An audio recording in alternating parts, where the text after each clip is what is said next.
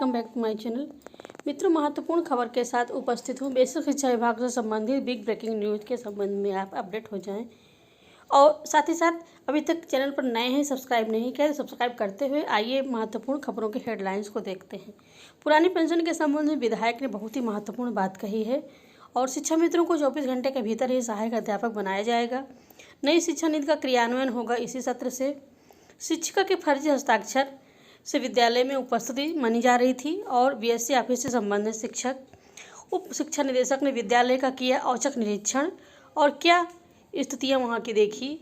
इस संबंध में आप विस्तारपूर्वक वीडियो में देखेंगे और शिक्षक की प्रतिभा का जीवंत उदाहरण प्रस्तुत करता है यह विद्यालय। कौन सा विद्यालय है, इस विद्यालय की क्या विशेषता है, इन सब बातों को विस्तार पूर्वक आप वीडियो में देखें। इसके लिए वीडियो में अंत तक आप बने रहें और अब आइए देखते हैं इन सारी बातों को विस्तार पूर्वक।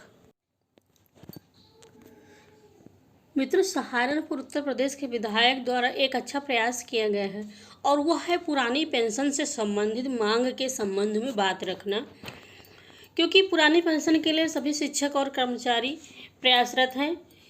तो ये देखिए इसके संबंध में क्या कहा गया है। नियम 301 के अंतर्गत अध्यक्ष उत्तर प्रदेश विधानसभा लखनऊ वर्ष 2005 से सभी विभागों में कार्यरत स्थायी कर्मचारियों को पुरानी पेंशन योजना स्थगित किए जाने से उत्पन्न रोष के संबंध में महोदय आपके माध्यम से लोक महत्व के इस अति अविलंबनीय प्रश्न की ओर शासन का ध्यान आकर्षित करना चाहता हूं कि वर्ष 2005 से सभी सरकारी विभागों में कार्यरत स्थायी कर्मचारियों की पुरानी पेंशन योजना को स्थगित कर दिया गया था। इससे समस्त स्थायी कर्मचारियों में भी भारी रोष व्याप्त है तथा इसकी बहाली के लिए लगातार अपने अपने संगठनों के माध्यम से धरना प्रदर्शन कर ज्ञापन दे रहे हैं, परंतु मौजूदा सरकार इस पर ध्यान नहीं दे रही है।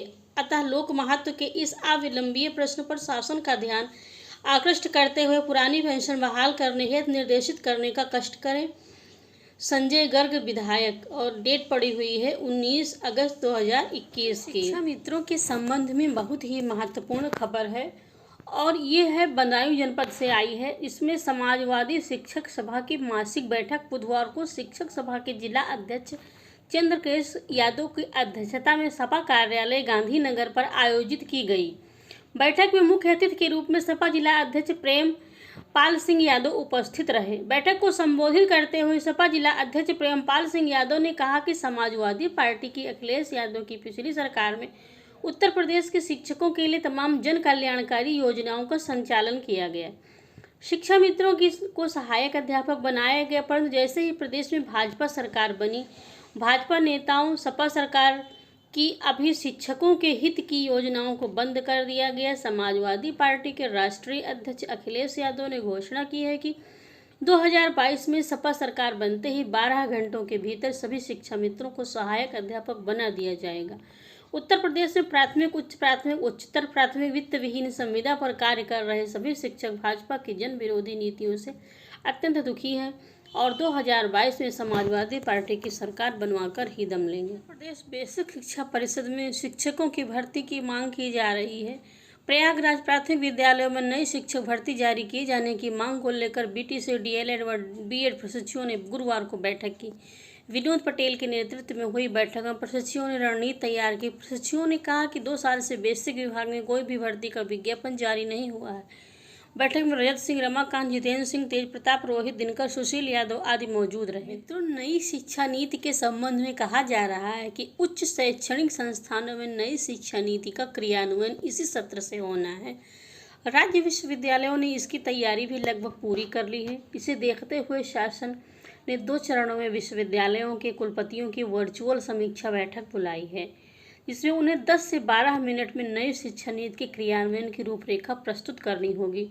सचिव शमीम अहमद खान की ओर से इस संबंध में जारी पत्र महात्मा गांधी काशी विद्यापीठ व संपूर्णानंद संस्कृत विश्वविद्यालय के कुलपति को भी मिला है।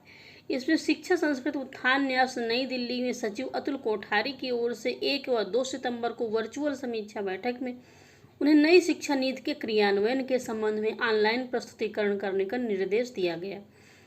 विद्यापीठ, संस्कृत विश्वविद्यालय सहित 9 विश्वविद्यालयों को दूसरे दिन सुबह 11 बजे से दोपहर 12:30 बजे तक का समय प्रस्तुतिकरण के लिए दिया गया है। शासन का पत्र मिलने के बाद दोनों विश्वविद्यालयों ने तैयारी तेज कर दी है। दोनों विश्वविद्यालयों की विभागीय अध्ययन बोर्ड स्नातक स्तर के कॉमन सिलेबस का पहले ही अनुमोदन कर चुका है। यही नहीं, सेमेस्टर प्रणाली स्नातक पाठ्यक्रमों को भी तैयार कर लिया गया है। 4 वर्षीय स्नातक के पाठ्यक्रमों का भी रूपरेखा तैयार कर ली गई है। CBS को CBC मित्रों, उप शिक्षा निदेशक ने परिषदीय विद्यालय पहुंचकर शिक्षा का जायजा लिया और औचक निरीक्षण करने के उपरांत उन्होंने जो स्थिति पाई वो आपके सम्मुख प्रस्तुत है। जी हाँ मित्रों, यह प्रतापगढ़ जनपद से खबर है। और कोरोना संक्रमण काल के बाद खुलने वाले स्कूलों में शैक्षिक क्षमता का आकलन करने पहुंचे उप शिक्षा निदेशक को स्वयं ब्लैक बोर्ड पर बच्चों को सवाल लिखकर बताना पड़ा। बृहस्पतिवार को उन्होंने लक्ष्मणपुर ब्लॉक के प्राथमिक विद्यालय अजगरा, सदर के संविलियन विद्यालय भुआलपुर, डोमीपुर, मॉडल संविलियन विद्यालय सुखपाल नगर का औचक निरीक्षण किया। सदर के सुखपाल नगर में पहुंचकर बच्चों से 0.25 को भिन्न में बदलने को कहा। किसी बच्चे के जवाब नहीं देने पर स्वयं ब्लैक बोर्ड पर प्रश्न हल किया। उन्होंने अध्यापकों से कहा कि बच्चों को कक्षा में जितनी सहभागिता सुनिश्चित की जाएगी उतना ही बच्चे प्रखर होंगे।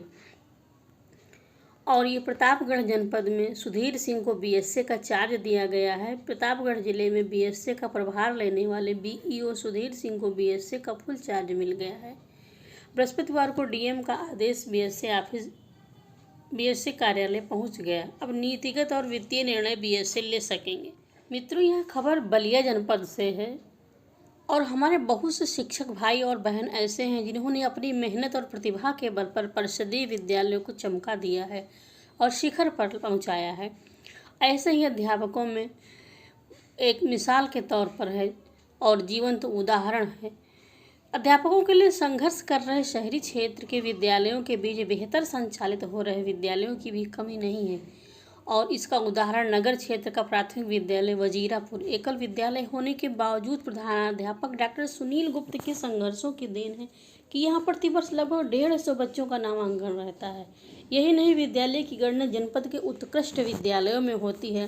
डॉक्टर सुनील को बेहतरीन शिक्षण के लिए विभिन्न पुरस्कार भी मिल चुके हैं और एकल विद्यालय पर शिक्षा की लौ जलाने के लिए संकल्पित डॉक्टर सुनील को इस प्रयास में विभिन्न दृष्टिगत परेशानियों को भी सामना करना पड़ा। शासन द्वारा स्वीकृत आकस्मिक अवकाश भी हर साल उपयोग नहीं कर पाते, यहाँ तक कि कई बार शारीरिक अस्वस्थता से जूझते हुए विद्यालय जाना पड़ता है। इसके बावजूद डॉक्टर सुनील ने कभी हार नहीं मानी। इसमें कोई संदेह नहीं कि यदि प्राथमिक विद्यालय वजीरपुर को कोई शिक्षक मिल जाए तो विद्यालय की गणना प्रदेश के चुनिंदा विद्यालयों में हो सकती है।